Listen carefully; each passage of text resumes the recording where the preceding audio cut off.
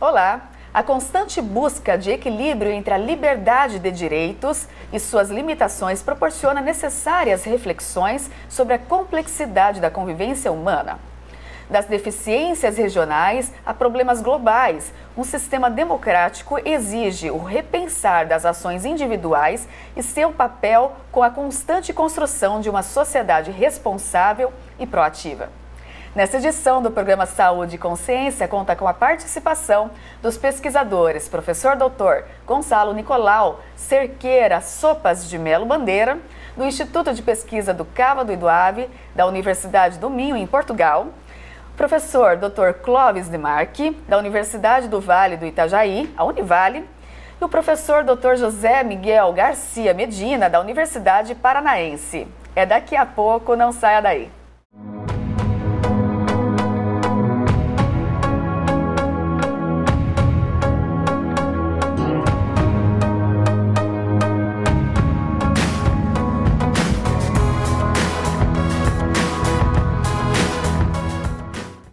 Estamos de volta com o programa Saúde e Consciência. Em nossos estúdios, recebo os professores pesquisadores, Dr. Clóvis, Dr. Gonçalo e o Dr. Medina, para conversar um pouquinho sobre essa temática. Recentemente, vocês estiveram no Congresso Internacional de Ciência, Tecnologia e Inovação da Universidade Paranaense e discutiram um tema bastante importante na mesa redonda. Vocês poderiam contar um pouco para nós sobre isso? Agradecer o convite à Unipar, uma universidade do Paraná, um estado muito importante na história do Brasil, que nós sabemos, como todos os outros, mas o Paraná com as suas características muito especiais, e é uma grande honra estar aqui no Paraná, e agradecer ao professor Celso Yokohama e à doutora Eveline Lovato. Portanto, são temas realmente complicados. Hoje em dia há que manter um equilíbrio, digamos assim, o sistema económico capitalista, tendo em consideração que a propriedade privada e a iniciativa privada são direitos fundamentais, constitucionalmente consagrados, quer em todas as constituições da União Europeia ou cartas fundamentais, onde elas não existem, no caso do Reino Unido, que não tem Constituição, mas também, evidentemente, consagra esses direitos fundamentais, na lei e na jurisprudência.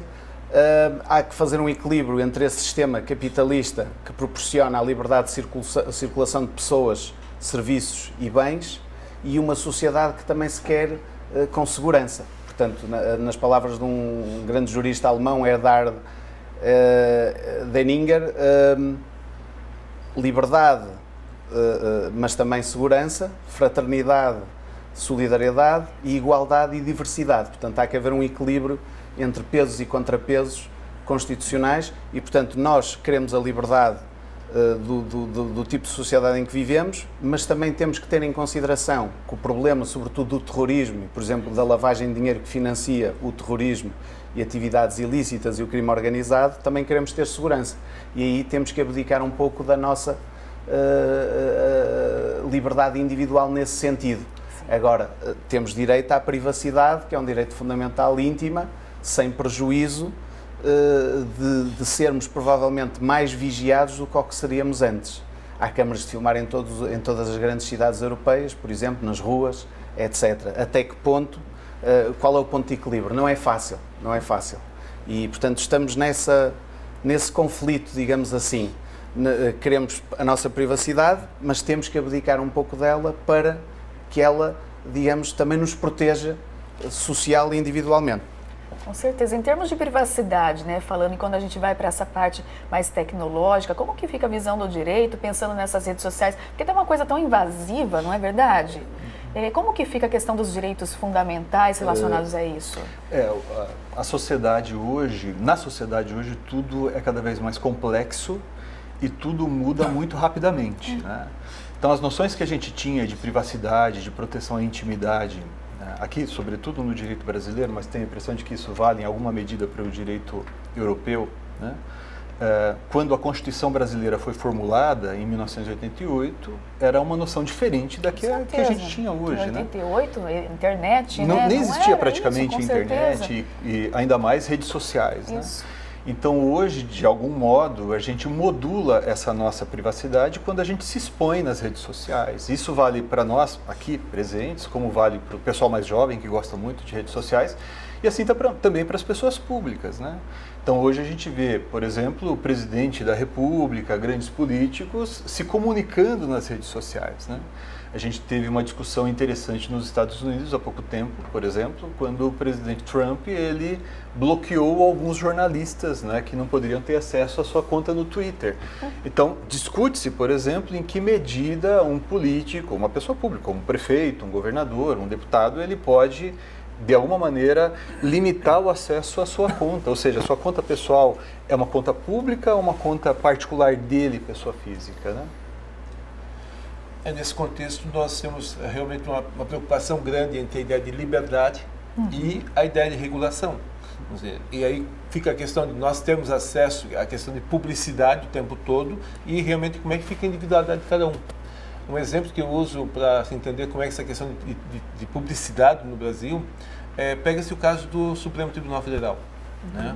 Hoje no Brasil as pessoas sabem quem são os 11 ministros, né? Conseguem escalar dos 11 ministros do primeiro ao último e não conseguem escalar para a seleção brasileira. Se nós voltarmos na história há 30 anos atrás, ninguém nem sabia que existia o STF. Então essa questão de informação ela é importante, só que o que acontece? Como a informação é muito rápida, se trabalha muito com opinião e aí falta a questão do conhecimento. Então nesse sentido que as universidades deviam estar mais preocupadas com a questão realmente do conhecimento e não tanto com a informação. Por quê? Porque a informação é uma coisa passageira, ela forma opiniões. Então nós estamos hoje com um problema sério em termos de fake news e isso está relacionado muito à questão da liberdade de você poder dizer o que você quer, mas nem sempre aquilo que você diz é a verdade. E o grande problema é que as pessoas hoje não estão muito preocupadas com a verdade, na realidade. Elas são preocupadas com a informação e não tem preocupações com o resultado. E isso interfere muito na questão da minha privacidade e da questão da liberdade de dizer as coisas.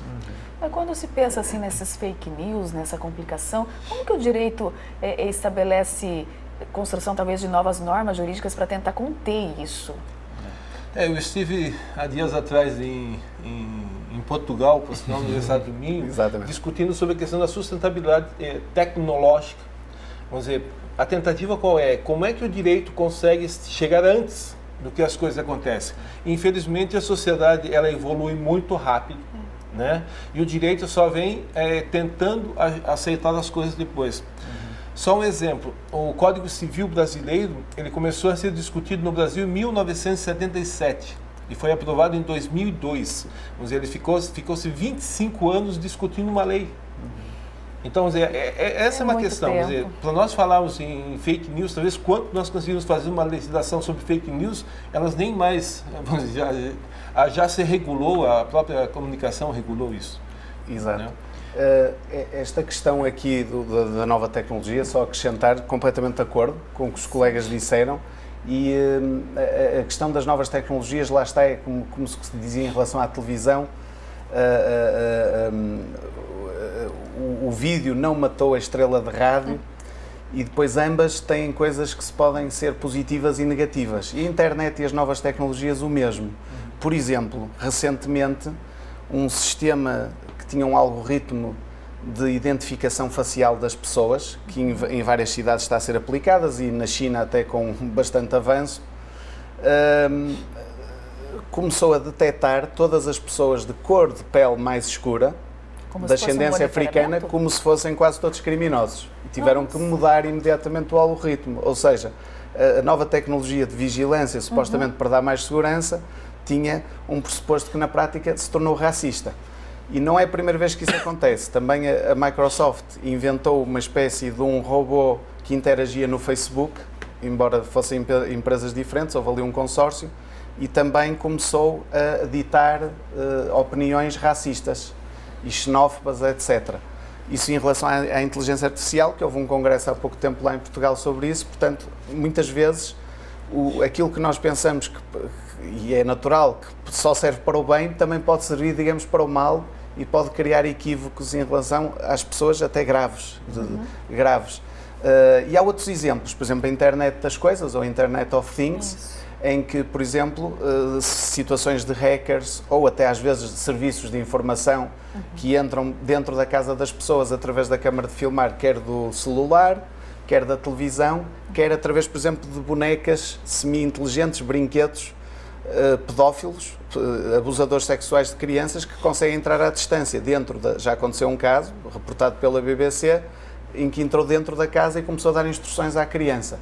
Portanto, isto só para, mais uma vez, estes checks and balances, estes pesos e contramedidas que estão sempre presentes e, portanto, é preciso estar muito atento, e a questão das fake news é fundamental, só para terminar, porque manipula, inclusive pode manipular o voto das pessoas nas eleições. Tenha acontecido ou não no caso das eleições americanas, é um facto.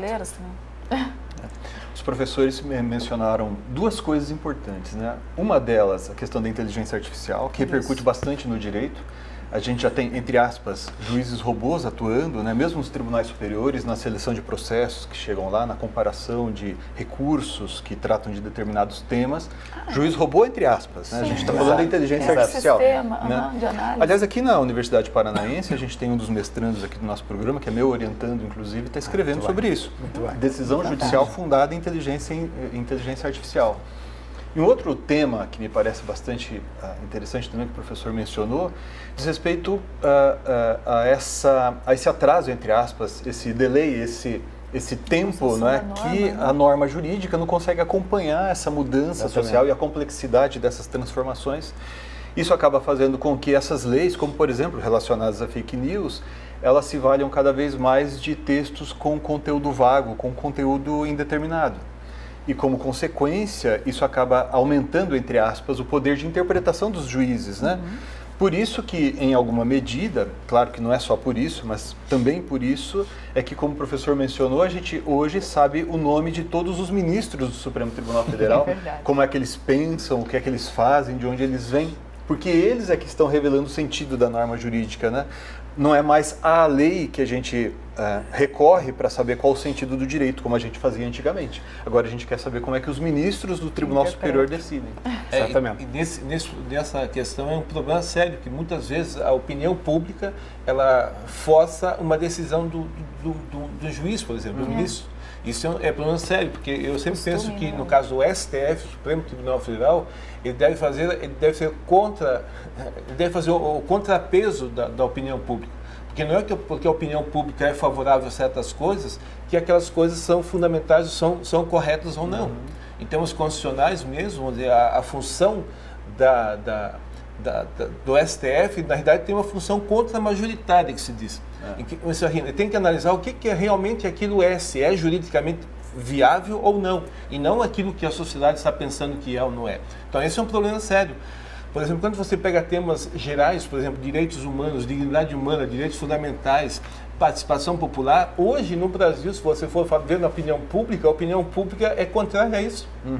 Foi feita uma pesquisa no Brasil que mostrou que 56% da população, das pessoas entrevistadas, entendem que direitos humanos é para defender bandidos. É uma falta de consciência histórica. Exato. Então, se você for favorável àquilo que a opinião pública pensa, nós estamos indo, entre aspas, indo muito mal. Então, nesse sentido que, vamos dizer, a justiça ela tem que ser do quê? Entre aspas, contra-majoritária. Nosso bloco está chegando ao fim e nós logo vamos voltar para continuar essa discussão que está excelente. Você que está em casa, não saia daí, nós voltamos já.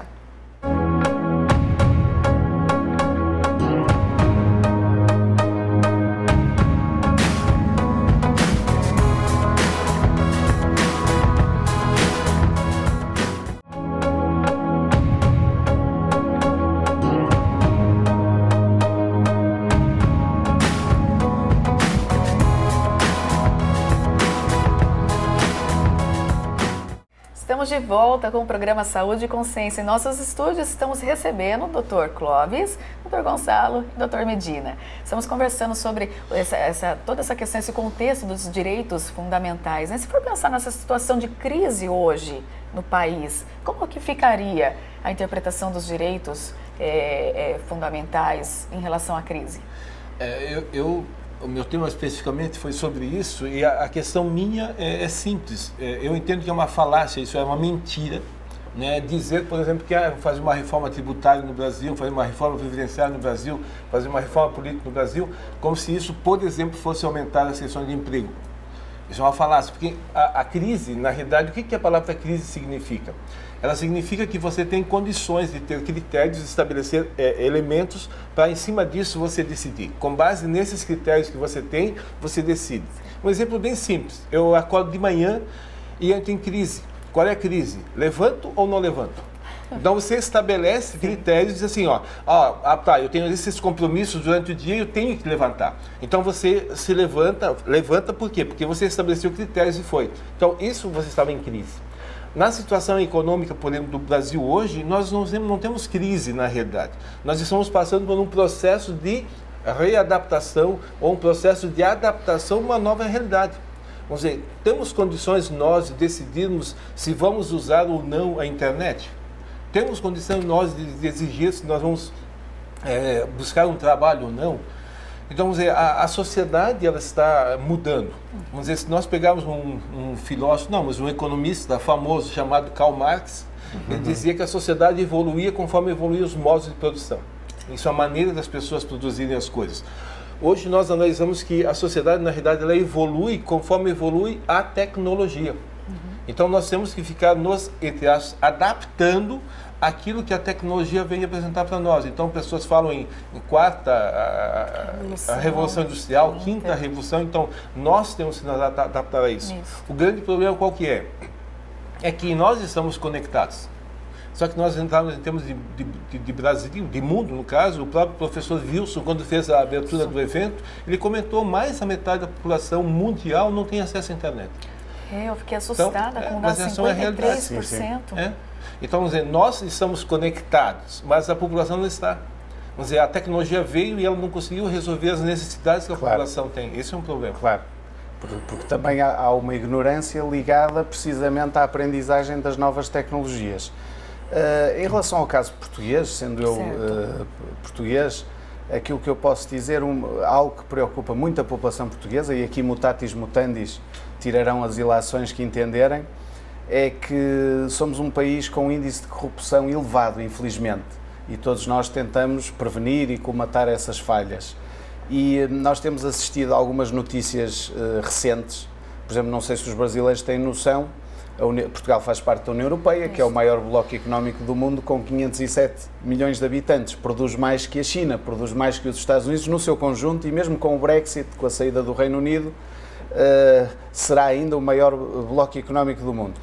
E as novas tecnologias têm ajudado, por exemplo, recentemente houve um grande escândalo em Portugal, em que foram apagados, pelo menos 2 vezes, mais de 10 mil milhões de euros que iriam ser tributados nas próprias finanças, desapareceram dos computadores.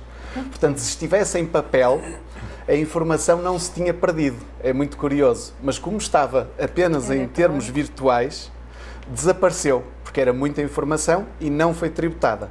Ontem saiu uma notícia no jornal que Portugal está nos 3 primeiros lugares, julgo que é dentro da União Europeia, dos países que os seus cidadãos e empresas colocam o dinheiro em offshores, em paraísos fiscais, que não são tributados. Sendo que Portugal tem cerca de 2,5 milhões de pobres nos 11 milhões. E gastou muito dinheiro, como sabem, num Euro de futebol de 2004, em que foram feitos estádios que hoje estão vazios, sem ninguém, custaram milhões de euros. Só o estádio da terceira cidade de Portugal, Braga, já vai num custo em 180 milhões de euros e é pago pelos contribuintes, pelo município, sendo um clube privado, é uma associação privada que tem todo o mérito, que toda a gente gosta, quase toda a gente gosta de futebol, sim senhor, mas isso é uma coisa, outra coisa é serem os contribuintes a pagarem um saco sem fundo. Isto, aliado às novas tecnologias, a uma concorrência fiscal extremamente desleal dentro da União Europeia, por exemplo, só para ter uma ideia, a Bolsa de Valores de Lisboa tem 20 grandes empresas, só uma tem sede em Portugal. É evidente que só uma é que paga os impostos de acordo com as regras portuguesas. Portanto, em termos de corrupção, o país, tivemos também um ex-primeiro-ministro, José Sócrates, que esteve preso 9 meses em prisão preventiva e que temos que presumir a sua inocência, até trânsito em julgado, de direito e de facto. o trânsito em julgado, pode ser entendido. Eu sei que no Brasil há um entendimento que pode ser só de facto, segunda instância. Outra opinião está a ser agora votado no Supremo Tribunal Federal, que acha que, enquanto houver recursos, não deveria haver uma prisão imediata. Não vou tomar partido sobre isso, só estou a descrever a situação. Em Portugal, a situação ainda é mais absurda. O processo do Sr. ex-primeiro-ministro, que é inocente até prova em contrário, aliás, eu fui contra, na altura, a prisão preventiva, nesse aspecto sou insuspeito, está em instrução, que é a fase do meio do processo, que pode durar anos. Portanto, ainda nem sequer se sabe se vai a julgamento ou não. E eu acho que aí o Brasil é mais rápido, porque a duração do processo também é um direito fundamental. Justiça demasiado lenta, aliás, como diz o professor Dr. Boaventura Sousa Santos, do Observatório de Justiça, do SES, do Centro de Estudos Sociais da Universidade de Coimbra, da Faculdade de Economia, justiça demasiado lenta é denegação de justiça, não é justiça nenhuma. E lá está, mais uma vez, a Constituição dos Direitos Fundamentais, por um lado, presunção de inocência, princípio da culpa, por outro lado, a rapidez da justiça. Tem que haver um mínimo. Um julgamento não pode demorar 30, 40 anos. Claro. Pronto. E isto depois tudo aliado às novas tecnologias. Eu sei que, por exemplo, só para terminar, o Supremo Tribunal Federal está a scannerizar, não é? Ou a pôr em Word, digamos assim, noutra linguagem mais acessível, todas as sentenças, toda a jurisprudência do passado. Não consegue fazer tudo, mas está a tentar pôr tudo para depois servir de fundamento para as novas sentenças, e isso é útil. Portanto, lá está aí, as novas tecnologias atuam de uma forma útil. Pronto, e é sempre este conflito, digamos assim. Mas parece que a história se repete, não é mesmo, professor? Se for pensar em corrupção, construção de estádios com valores aí superfaturados, né? Todo esse contexto que acontece em Portugal, acho que não é muito diferente aqui do Brasil, não é?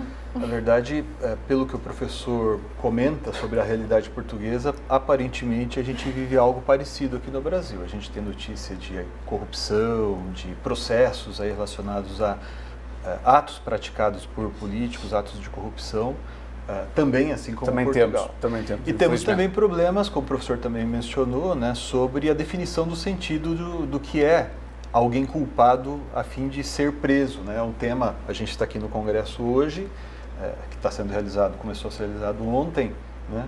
E o Supremo Tribunal Federal está discutindo o conceito de culpa, o conceito de trânsito em julgado, né? Isso acaba tendo relação com algo que os professores comentaram no bloco anterior, né, sobre a tensão que há entre o anseio popular, entre aspas, não é nem um anseio social, mas um anseio popular no sentido de a voz que é manifestada através das redes sociais. No começo do julgamento que se realiza no Supremo, um dos ministros, ele disse que recebeu pelo WhatsApp dele uma informação de que os caminhoneiros estavam indo ao Supremo Tribunal Federal e ele estava preocupado. Ele até disse que não poderia decidir de acordo com o que os caminhoneiros queriam, mas isso revela, no mínimo, que aquilo mexeu com ele, porque ele não diria aquilo no curso de um julgamento, né?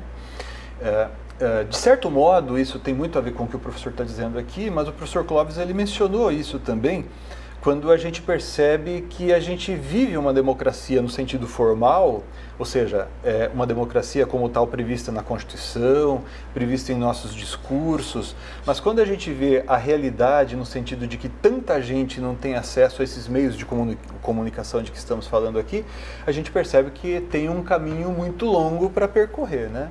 Que é tornar de fato o que, por exemplo, a nossa Constituição prevê de direito.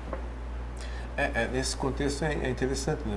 Se nós pensarmos o parágrafo único do artigo 1º da Constituição, diz que o poder emana do povo.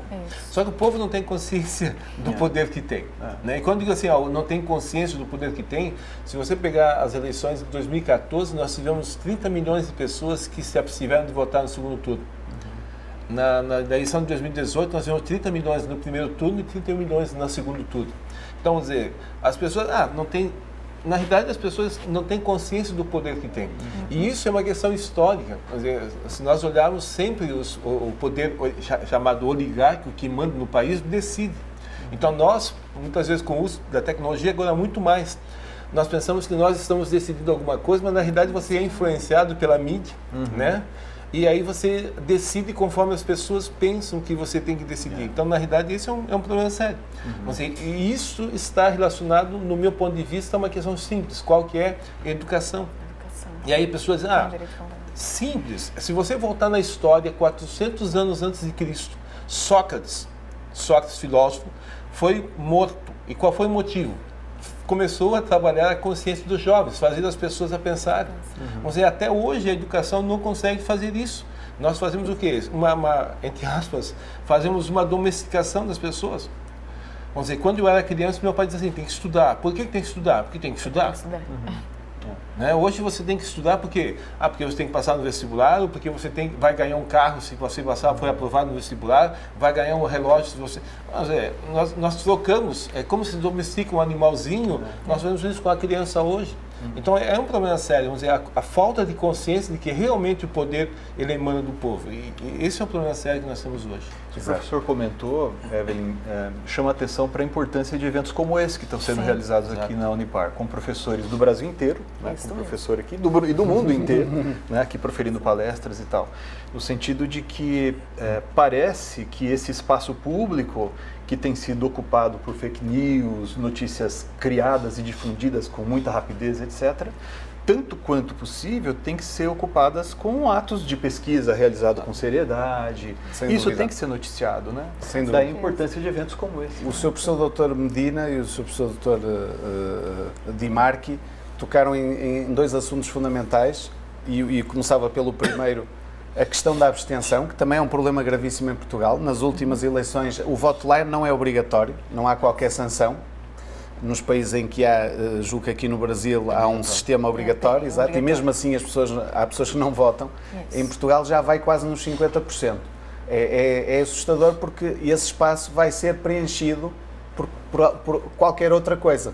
E pode ser por uma ditadura, porque o desinteresse das pessoas depois vai dar lugar àqueles que vão tomar conta do poder, que vão representar no fundo uma minoria e não a maioria. E outra questão, o investimento no ensino e na educação.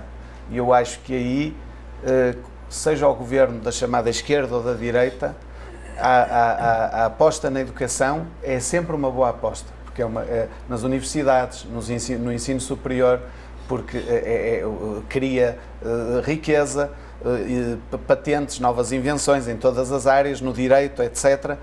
É uma boa aposta no país e repito, qualquer que seja o espectro político, porque é evidente que a ciência deve haver uma separação entre razão e fé.